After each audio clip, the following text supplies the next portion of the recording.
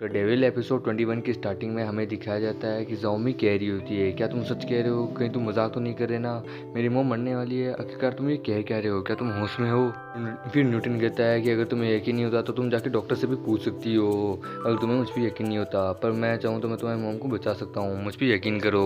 और ये सुनने के बाद ज़ॉम्बी को यकीन नहीं होता था। वो कहती है कि तुम मजाक तो नहीं कर रहे, अगर तुम मेरी मॉम को बचा सकती हो तो प्लीज़ तुम मेरी मॉम को बचा लो, वो मेरी इकलौती मॉम है। न्यूटन कहता है कि हाँ ठीक है, मैं बचा लूँगा, तुम मुझ पर भरोसा करो, बस तुम रीपे करने की बस सोचो कि तुम मुझे रीपे कैसे करोगे। चाउमी कहती है कि तुम्हें क्या चाहिए, तुम क्या चाहते हो मुझसे, मुझे बता दो, मैं तुम्हें सब कुछ देने के लिए तैयार हूँ। न्यूटन कहते हैं कि मुझे ज़्यादा कुछ नहीं चाहिए, मुझे सिर्फ एक चीज़ चाहिए, क्या तुम मेरे साथ एक बार फिर से टाइम निकाल के मेरे साथ डांस करोगी, बस मना मत करना। न्यूटन जाता है और उसकी मॉम के बारे में सब कुछ लिखने लगता है एक कॉपी में।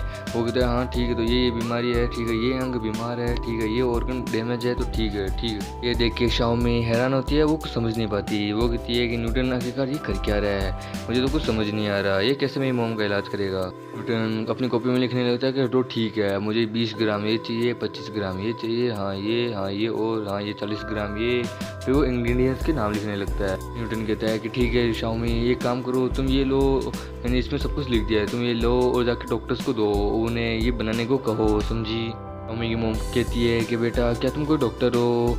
पर बाद में वॉल्टन कहता है कि नहीं, मैं कोई डॉक्टर नहीं हूँ, मैं बस आपका एक दोस्त हूँ, आपका स्नेल्लो हूँ, बस आपकी मदद कर रहा हूँ। तो इस दौरान तो शाओमी भी धीरे धीरे वॉल्टन से इम्प्रेस हो जाती है। वो कहती है कि भले ही कैसा भी हो, पर मुझे लगता है दिल का बहुत ज़्यादा अच्छा है। फिर हमें बाहर का सीन दिखाया जाता है, हॉस्पिटल के बाहर का सीन, जहाँ पे शाओमी आती है। वो कहती है तुम्हारा शुक्रिया वॉल्टन, तुम्हारे कारण ही मेरी मॉम अब जिंदा बच पाएगी। फिर वॉल्टन कहता है कि ठीक है चलो कोई बात नहीं। वॉल्टन कहता है कि मैंने तो तुम्हें पहले ही कहा था, मैं गॉड ऑफ मेडिसिन हूँ, मैं कुछ भी कर सकता हूँ, मैंने तो बस तुम्हारी मॉम को चुटकियों में ठीक कर दिया। फिर शाओमी कहती है ज़्यादा उछलो मत। वॉल्टन कहता है कि वैसे मैं तुमसे एक सवाल पूछ सकता हूँ, तुमने अपनी इस चेस्ट को किस प्रकार बड़ी की है?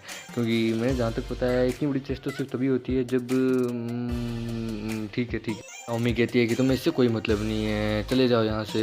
फिर वॉल्टन कहता है कम ऑन यार, मैंने तुम्हारी मॉम की मदद की है, इतना काम तो कर सकती हो। फिर तभी पीछे से कार आती है।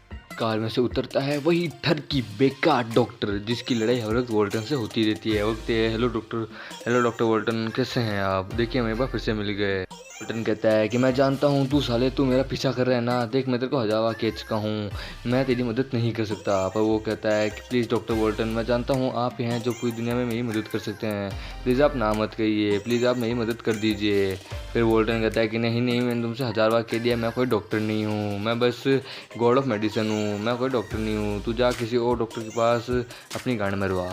फिर वो शख्स हमारे वॉल्टन के पैर पकड़ लेता है। वो कहता है प्लीज़ डॉक्टर वॉल्टन, आप प्लीज़ मेरी मदद कर दीजिए, प्लीज़ आप ऐसे ना नहीं कर सकते, प्लीज़ डॉक्टर वॉल्टन मेरी मदद कर दीजिए।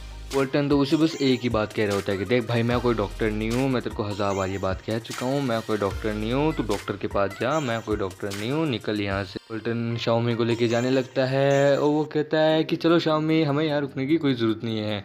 और वो डॉक्टर जो ठरकी डॉक्टर होता है, वो डॉक्टर वॉल्टन को आवाज़ लगा रहा होता है कि प्लीज़ डॉक्टर आप ऐसा नहीं कर सकते, प्लीज़ वापस आइए। कहती है कि तुम वॉल्टन, तुम्हें उसकी मदद करनी चाहिए, वो तुमसे मदद मांग रहा है, तुम्हें आखिरकार उसकी मदद करनी चाहिए। वॉल्टन कहता है कि नहीं मैं उसकी मदद नहीं कर सकता, वो किसी और चीज़ के लिए मुझसे मदद मांग रहा है, जो मैं मदद नहीं कर सकता उसकी पूरी, तुम समझ रही हो ना। वो ठरकी डॉक्टर वो कहता है कि डॉक्टर वॉल्टन, मैं तेरे को एकदम देख लूँगा, तेरे को बस चाइनीज़ मेडिकल की नॉलेज है, इसलिए तू अपने आप को बहुत ज़्यादा ऊपर समझता है, मैं तुझसे भी ऊपर के डॉक्टर्स को जानता हूँ जो तुझसे भी ज़्यादा ग्रेट हैं। फिर हमें फू को दिखाया जाता है जो अपने हॉस्पिटल में होता है। वो कहता है अपने दोनों चमचों से कि यार तुम दोनों ने तो मुझे डिसअपॉइंटेड कर दिया यार, एक काम ठीक ढंग से दिया था वही तुम लोग ठीक ढंग से नहीं कर पाए, थू है तुम लोगों पर, तो थू है। वो इस तरह करने लगता है।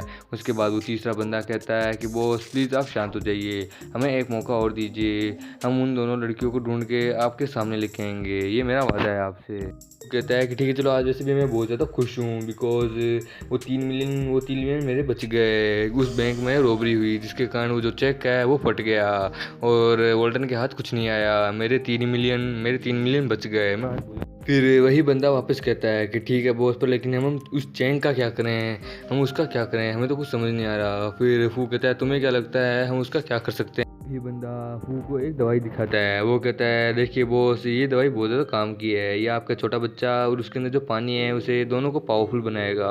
आप समझ सकते हैं ना, ये बहुत ज़्यादा महंगी भी है। फू उस पर जोरदार चिल्ला के कहता है कि तू साले, तेरे पास और कोई टाइम नहीं है क्या, कोई काम नहीं है क्या, तो अपना सारा फालतू पैसा बस इन चीज़ों पे बर्बाद करता रहता है। अरे मेरे पास है मेरी पावर, मेरे पास मेरा स्टेमिना है जो आज भी मेरे पास है, इतना मोटा मैं ऐसे ही। वो कहता है कि ठीक है, फिर भी मैं इस दवाई को रख लेता हूँ, इसलिए तू बड़े प्यार से लेके आया है। फिर वो बंदा नीचे गिरता हुआ कहता है कि बड़ा अजीब आदमी है, पहले डांटता है उसके बाद चीज़ें भी रख लेता है, बहुत बेशरम है।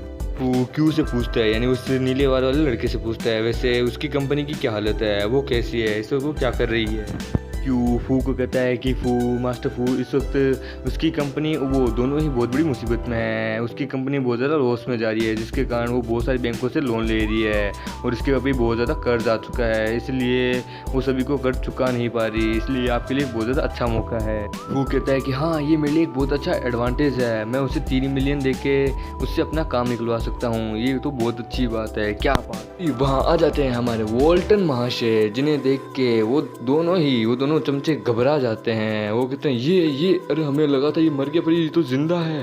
फिर फू कहता है कि तू साले, तू यहाँ वापस क्यों आया, अब तुझे क्या चाहिए हैं, मुझसे तुझे अब क्या चाहिए। वॉल्टन कहता है कि भाई देख, हम दोनों एक दूसरे को बहुत अच्छे से जानते हैं, हम लोग बहुत अच्छे दोस्त हैं यार, पर वो बात अभी मैं तेरे को यहाँ नहीं बता सकता। सबसे पहले तुझे अपने इन पालतू कुत्तों को बाहर भेजना होगा।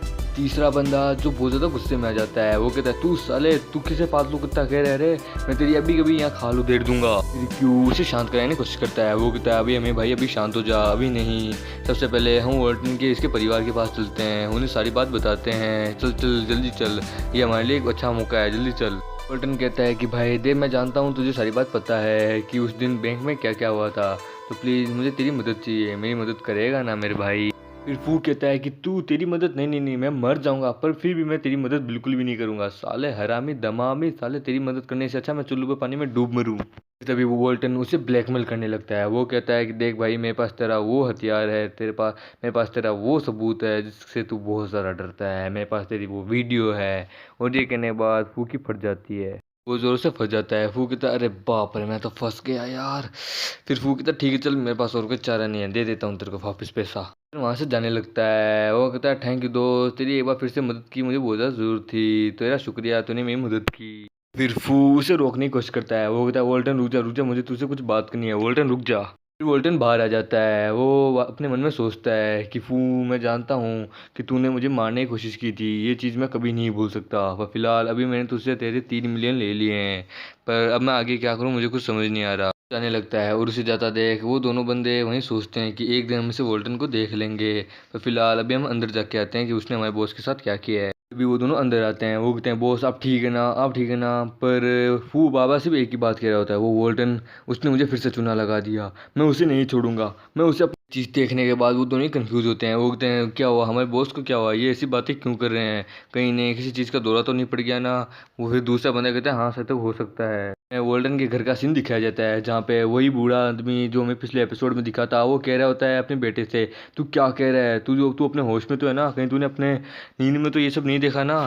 फिर उसका बेटा कहता है कि नहीं डैड, मैं सच कह रहा हूँ, मैंने खुद अपनी आंखों से देखा है और सुना है, मेरे आदमी यानी हमारे खबरी सच ये बात कह रहे हैं कि वॉल्टन अभी भी जिंदा है, वो अभी भी जिंदा है, वो मरा नहीं है। फिर उसका फादर कहता है कि ये चीज़ अभी हमारे लिए ज़्यादा प्रॉब्लम की बात नहीं है, पर उससे पहले तुम मुझे ये बताओ, तुम्हारे और उस चेंग जिंगू के बीच में सब कुछ ठीक ही चल रहा है ना, अब तुम मुझसे ये मत कहना कि सब कुछ एकदम बेकार चल रहा है। फिर उसका बेटा कहता है कि डैड, वो लड़की बाकी सारी लड़कियों से बहुत ज़्यादा डिफरेंट है, उसने तो मुझे मुंह पे ही सीधा मना कर दिया, मुझे रिजेक्ट कर दिया, अब मैं क्या करूं, मुझे कुछ समझ नहीं आ रहा। उसका फादर कहता है कि कुछ भी हो जाए, वो लड़की हमारे लिए बहुत ज़्यादा इंपॉर्टेंट है, तुम्हें किसी भी तरीके से उसे पटाना है, उससे शादी करनी है जल्दी, चाहे तुम्हें कुछ भी। पर फिर वो कहता है पर लेकिन वो डैड, वो लड़की बहुत ज़्यादा अजीब है, वो बहुत ज़्यादा डिफरेंट है, जो हो गया सो हो गया, हम इसे भूल जाते हैं और अब अपने आगे के प्लान के बारे में सोच। फिर उसका फादर कहता है कि एक मिनट, तुमने क्या कहा, ज़रा वापस कह के दिखाओ, तुमने अभी क्या कहा, तुम्हें ज़िंदा रहना है या नहीं रहना, या फिर तुम्हें मेरे हाथों से मरना है। और इसी के साथ ये एपिसोड यहीं ख़त्म होता है दोस्तों। आई नो ये बड़े सस्पेंस के साथ ख़त्म हुआ है, अगले एपिसोड में हम जानेंगे कि आगे क्या होता है डॉक्टर डेविल में। तो दोस्तों ने तो प्लीज़ चैनल को सब्सक्राइब करना, नए हो तो प्लीज़ वीडियो को लाइक करना। तब तक के लिए बाय बाय।